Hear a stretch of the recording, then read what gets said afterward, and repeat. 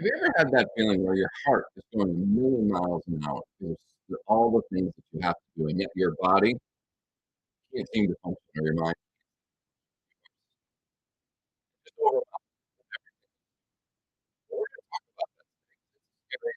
It's a scary situation. We're talking all week about scary situations. Today, we're going to focus on this.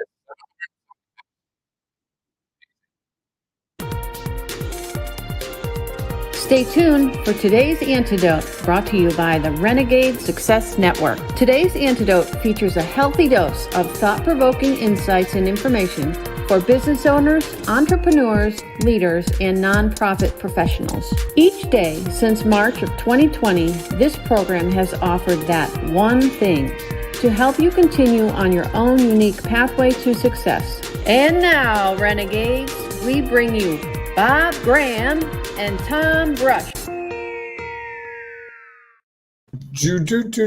Hey, Tom, I got to tell you that what I heard when you did that intro was garbled, so I don't know if we're having some technical issues. Interesting.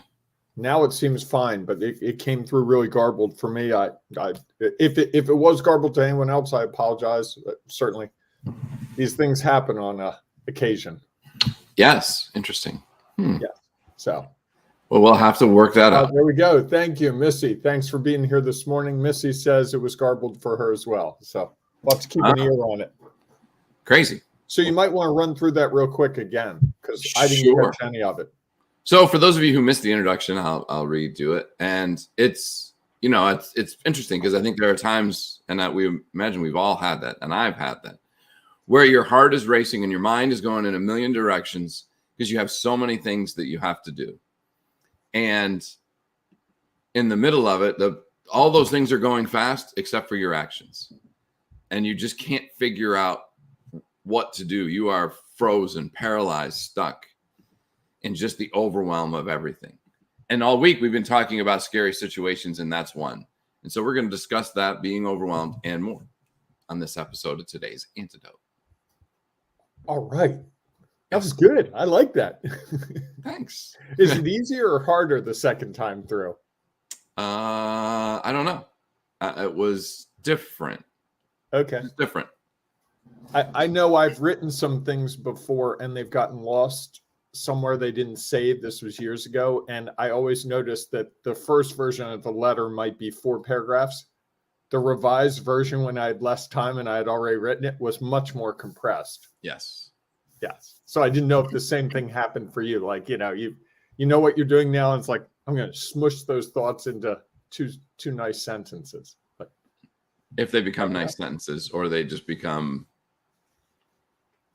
you're saying less and you're not saying as much, if that makes sense. Talk less, listen more, I believe in Hamilton, right? Something like that. Yes, indeed. Well, good morning, everyone, and welcome to today's Antidote, our daily broadcast and podcast, where each day we have a conversation around a topic. And this week's topic, as we mentioned a couple of times now, is scary situations. Today, we're going to focus on being overwhelmed, which is a scary situation. Mm-hmm. And so as we go through that conversation, if you have any thoughts or ideas you'd like to share, please feel free to put them in the comments of whatever social media you happen to be following us on, whether it is Facebook, Instagram, YouTube, Twitter, or LinkedIn Live, baby! LinkedIn Live. Yes, LinkedIn Live. Because we welcome that, and we know that it'll add value to our show and might actually change the whole direction of what we're discussing. Because when you share your value, you have the opportunity to impact others. Then at the end of the conversation, Bob and I will each offer our one thing, our today's antidote. That thing that we hope will help you sometime when you're stuck or overwhelmed, figure out how to take the next step along your own unique pathway to success. And of course, if you have one thing that you'd like to share, please feel free to put it in the comments as well. Because we know that as you, again, sharing your thoughts and ideas during the conversation or sharing your one thing could be exactly what someone out there is desperately looking for. So please feel free to share your value. Before we dive into our conversation, though, each morning, Bob and I do our celebrations. Bob, what are you celebrating today?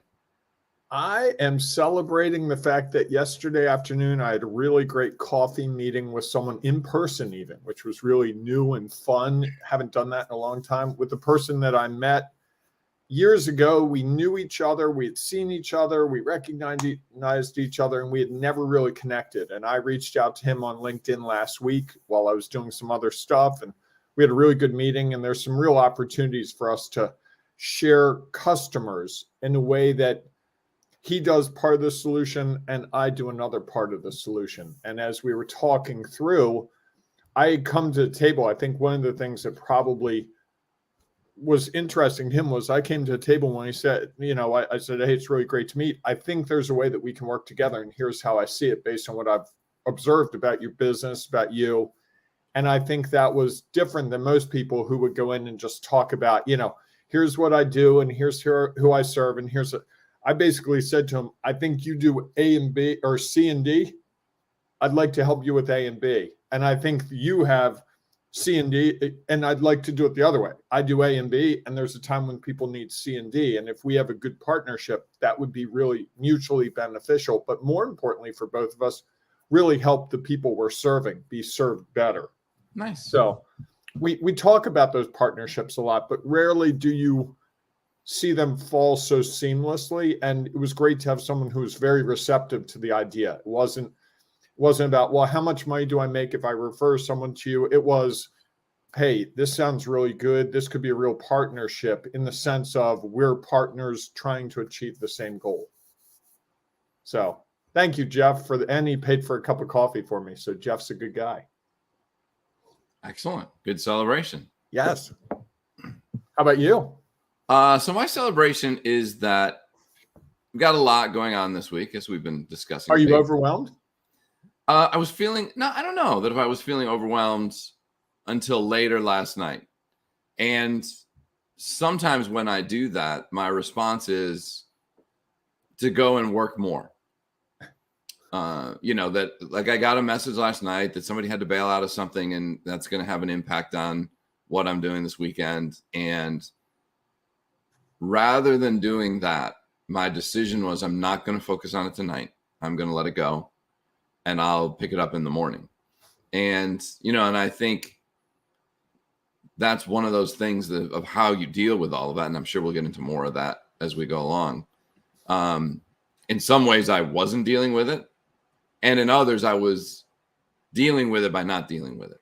And it allowed me, I think, to sleep a little better last night so that I can get up and be more focused on how to figure it out today. And so I'm celebrating the fact that I was not driven to, put my nose to the grindstone and try to just work it out by trying to do more work, which likely would have got me feeling more overwhelmed.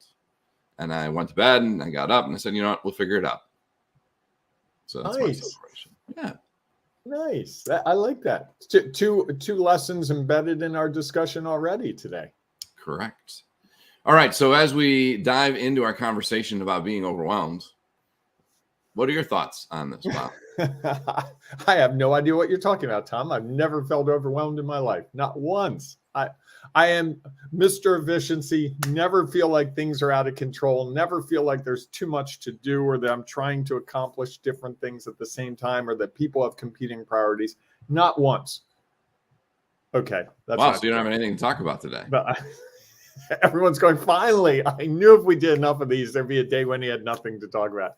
No, I feel overwhelmed often, but I feel overwhelmed in a very small, like 15-minute window often, or an hour. I don't feel overwhelmed very often for a day or a week.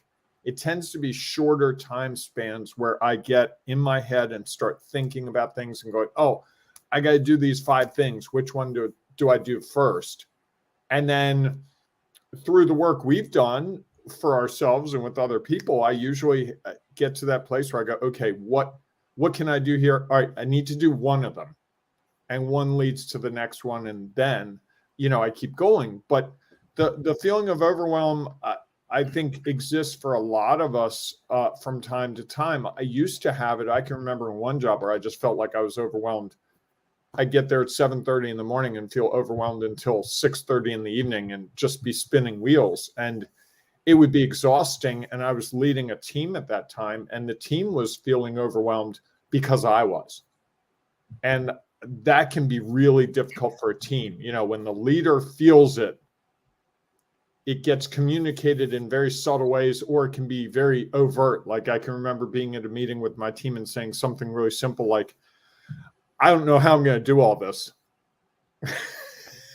which doesn't instill a great deal of confidence, nor does it encourage the best of others.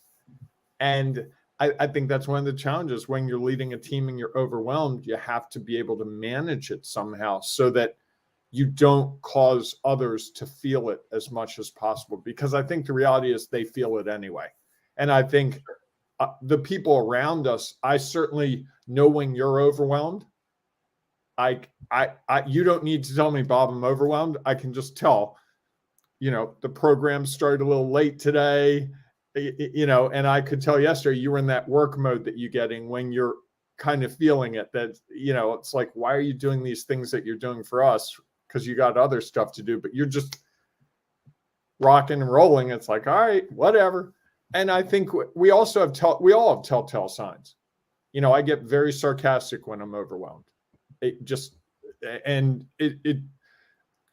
I think the hardest part about being overwhelmed and what makes it scary to me is I don't always recognize it right away. It's often that I'm in it, and frankly, I've made some bad decisions when I've been in overwhelm mode.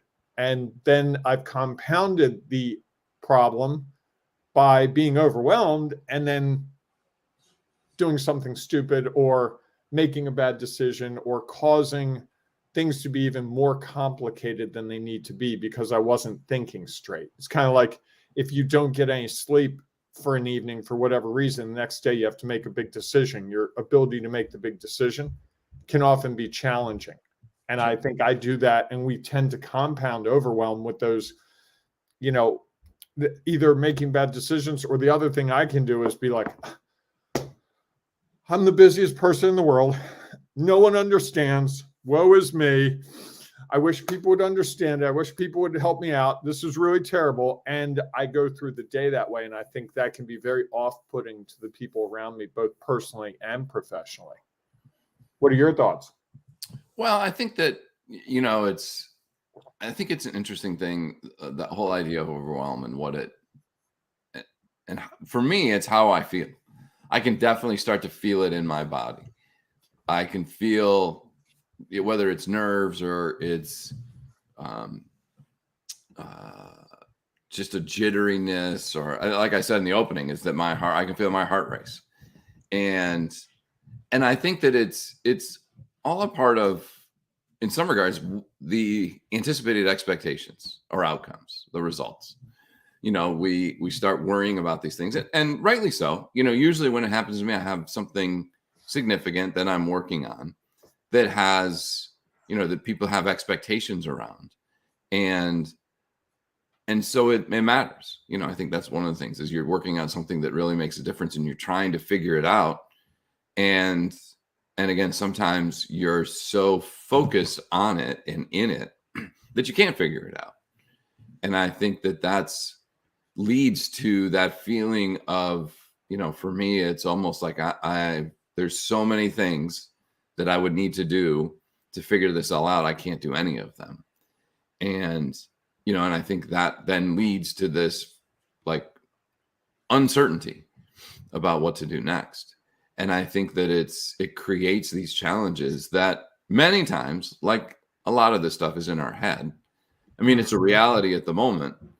And, one of the things that I always try to think about is, okay, I've done this before.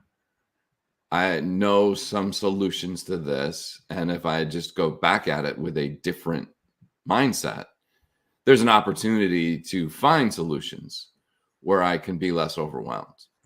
And, and I think also that there's the opportunity that a lot of things we can't control. There's only so much we can control. And at some point, there's going to be a number of factors in whatever it is we're doing that we don't have control over. And I think sometimes it's those things that really lead to some of the overwhelm that we're feeling. I see a comment, Tom. Can you read that comment while I try to figure out who said it? Sure. They say, I think when feeling overwhelmed, which as a business owner seems like every day, laugh out loud. I'll put it up. What helps me is to try to change my perspective. My path, I discovered, is to talk to a friend, go on a walk, and take several deep breaths, and then step back and try to listen to different perspectives. Then recalibrate my angle, which seems like every day. Laugh out loud. MK, I wonder if that's Michael Kittner. It's Michael Kittner. It is. You're correct. Yeah. I had a hunch, but I wanted to make sure. Yeah, man, I think that's one of the things is so often this overwhelm is in our head. Or, and again, not that because it's in our head doesn't mean that it's not real. It just means that it's started to all build up in our head, and we can see, or we start to try to see further down the road. And I think, his suggestion is a good one, is that, and I do that sometimes as well. Yesterday, I had a little bit of that feeling. And so I just went and sat outside for half an hour and had something to eat and just tried to take my mind and enjoy the nice day. And then was able to come back in and put a new perspective on the challenges that I was facing and trying to figure out. I like his wording of recalibrating his angle, because it's how you address things. Sometimes we get set in that way that we're going this way and we probably could benefit from shifting a little bit, whether it's what we do or how we approach it or all those things. So yeah, I think it's great. And I think it's a fairly universal thing. Of all the scary situations we've talked about this week, I think this can be the one. And it's compounded because you can be overwhelmed with work stuff and personal stuff. There was a point where my father was really sick years ago, and I was trying to do a really difficult job, and I was dealing with my father, and that could be exhausting. And I felt overwhelmed in both places because I had to divide my time between both, and I couldn't really fully be in one or fully be in the other. So, the respite that you sometimes get from, okay, I'm leaving work at 5:00 and I'm going to go deal with my personal life, and at least that's under control. I didn't feel that. And you have a lot of people in that sandwich generation with the parents that they're caring for and the children they're caring for, and They're just smashed in the middle. So this is a fairly common situation. This is probably, how many networking events have you been to where someone's like, I'm so busy. I'm just so busy. And some of them probably aren't so busy when we get down to it, but some are in their head so busy. And I always like to laugh at how we as humans are so great at telling other people how busy we are, and that we have 45 minutes to explain that in painstaking detail, when it's like, oh, wait, I just spent 45 minutes telling you how busy I was. Boy, if I had really devoted that to a couple of those tasks, I might not be as busy, and I might have accomplished a whole lot. And I think that's the other part of this overwhelm, is we tend to share it very openly. It's almost like a cultural thing that, you're not really doing your job unless you're super busy. Tom, I'm slammed. I got meetings all day. And I've done it. I've said to you, oh, this is really a busy day. Okay. And so I think we can encourage it. And I've never really said to anyone in a networking situation when they're like, oh, how's your day going? Oh, it's so slow. I'm not doing anything today. I'm sitting around. I don't know what I'm going to do with the rest of my day. I could have just taken today off. We just don't do that, even though I'm sure there are days when that probably is what could happen. Sure. We've just become a society of busy is good. Interesting that you would share that. I thought you'd like that. Yeah, well, it's, and I think that's the. See, I listened to you, Tom. Michael also says, whoops, you beat me to it. There it is. Don't be afraid to ask for help. In general, people like to help. This is Michael again. To open up your mind, and I think that's a great observation. That asking for help, even if it's just help around the idea of, hey, I feel really overwhelmed today. Can we figure out, can you take 5 minutes and just help me get reoriented? Let me recalibrate. Let me talk through the 8 things I think I have to do today. And can you help me prioritize? You and I do that with each other a lot. Sure. And I think the other thing is that asking for help isn't necessarily have to be a person. I feel like sometimes, like yesterday, my asking for help was from the outdoors. Right.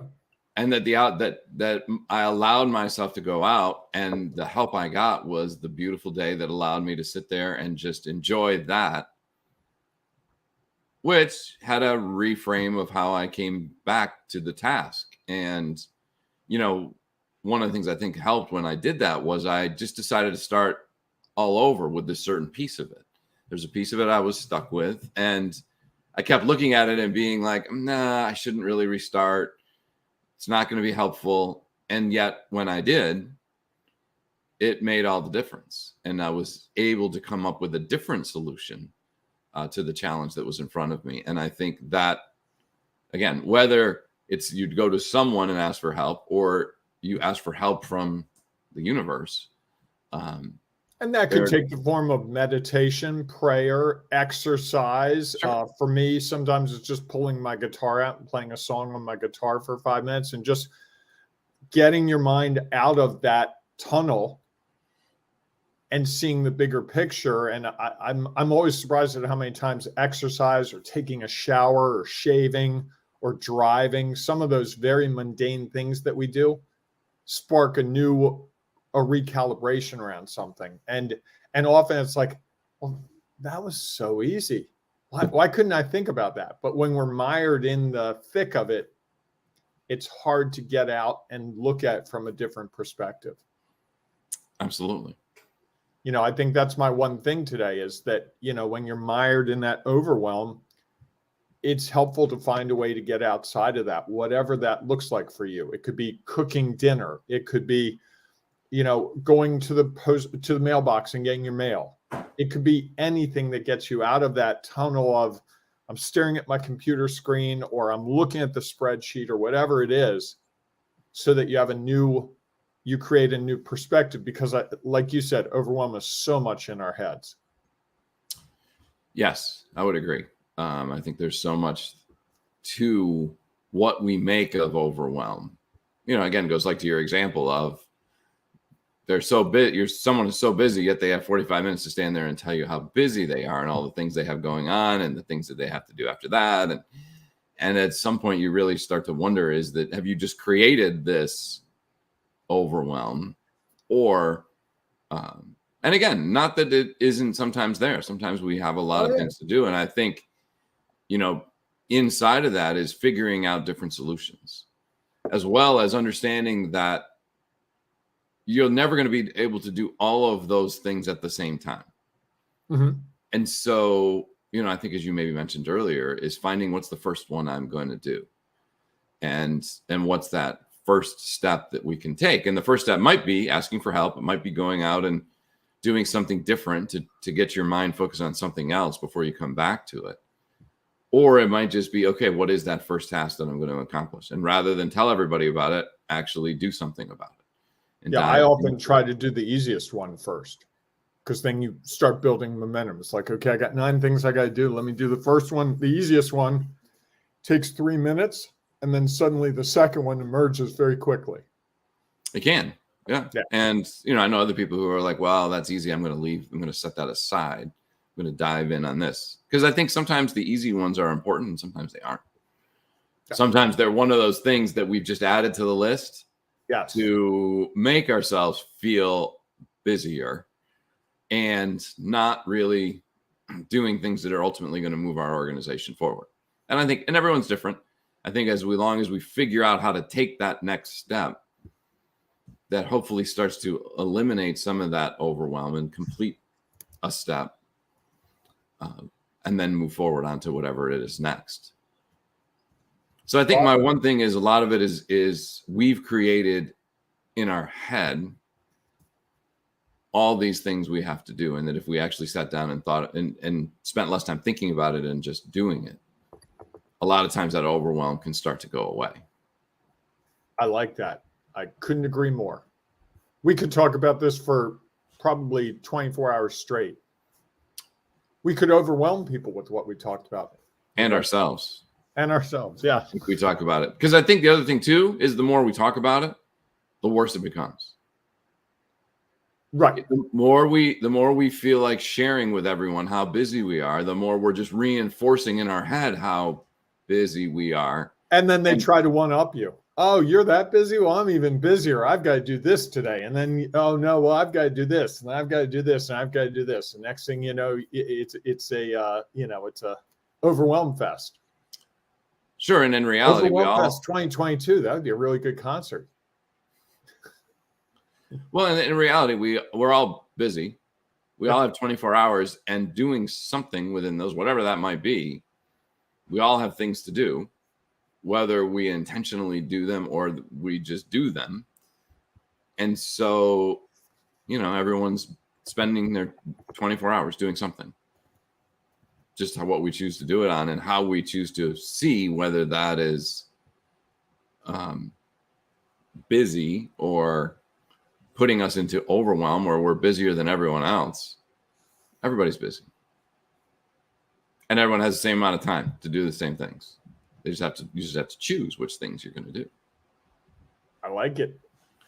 All right, everybody. If you have one thing, please feel free to share it, because we know that this is a topic that many people struggle with. And so if you have thoughts and ideas like Michael, please feel free to share them in the comments. If you happen to be listening to our podcast, unfortunately, there is no opportunity to share your thoughts and ideas there, which is why, one of the reasons, we created the two groups. One, if you're a LinkedIn person, go to Renegade Success Network for Leaders, and you can share your thoughts and ideas there.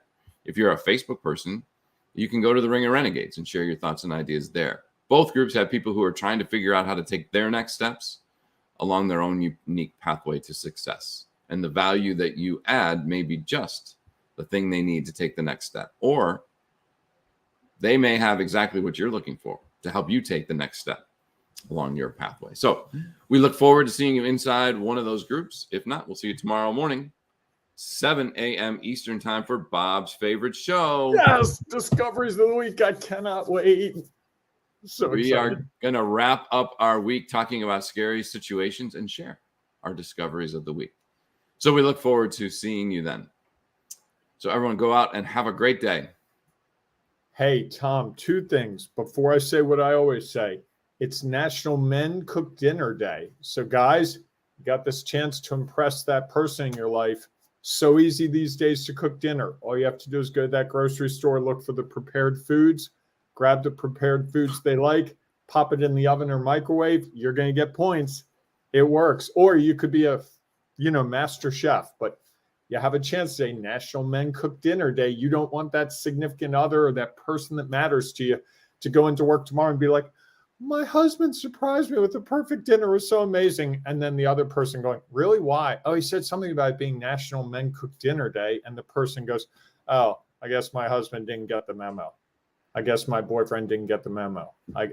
So I give you that advice. Now, go out and embrace the renegading you. Don't you think that's a little outdated? It's a national day, Tom. We've talked about these national days for almost 2.5 years. I think in many cases, it's probably not outdated. And in many it is. Anyhow. Hey, if someone wants to flip the script and have women cook dinner for the man for the day, I think that would be a lovely switch. We haven't had that day come up. I've been following this for 2 years. We haven't had National Women Cook Dinner Day. So and National Renegade Day never made it. Never made it. But you haven't gone back to that. You should really dog them a little more. I've gone back twice. I'm tired of them. But we've already chosen that we're going to do it anyway, with or without them. That's true. Fair point. Yeah. All right, everyone. Go out and make it a great day. We will see you soon. Thanks for listening to today's Antidote, powered by the Renegade Success Network. The Renegade Success Network helps you confidently create your own unique pathway to success. To learn more about the Renegade Success Network and how you can take your next step, follow us on Twitter, connect on LinkedIn, or join the Ring of Renegades Facebook group. For full details on how you can join our community, go to renegadesuccessnetwork.com. Embrace the renegade in you.